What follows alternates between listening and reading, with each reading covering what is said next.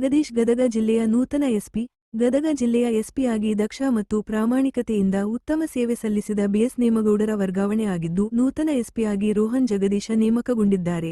Gadag SP BS Nemagouda ಸೇರಿ ರಾಜ್ಯದ 35 IPS ಅಧಿಕಾರಿಗಳನ್ನು ವರ್ಗಾವಣೆ ಮಾಡಿ ರಾಜ್ಯ ಸರ್ಕಾರ ಆದೇಶ ಹೊರಡಿಸಿದೆ. ಅದರಲ್ಲಿ ನೇಮಗೌಡ ಅವರನ್ನು ಬೆಂಗಳೂರಿನ ಸಿಟಿ ನಾರ್ತ್ ಡಿವಿಜನ್ ಡಿಸಿಪಿಯಾಗಿ ನೇಮಕ ಮಾಡಲಾಗಿದೆ. ಇನ್ನು ಗದಗ ಜಿಲ್ಲೆಯ ನೂತನ ಎಸ್ಪಿಯಾಗಿ ಬೆಳಗಾವಿಯಲ್ಲಿ ಲಾ ಮತ್ತು ಆರ್ಡರ್ ಡೆಪ್ಯೂಟಿ ಕಮಿಷನರ್ ಆಗಿದ್ದ ರೋಹನ್ ಜಗದೀಶ್ ಅವರನ್ನು ನೇಮಕಗೊಂಡಿದ್ದಾರೆ.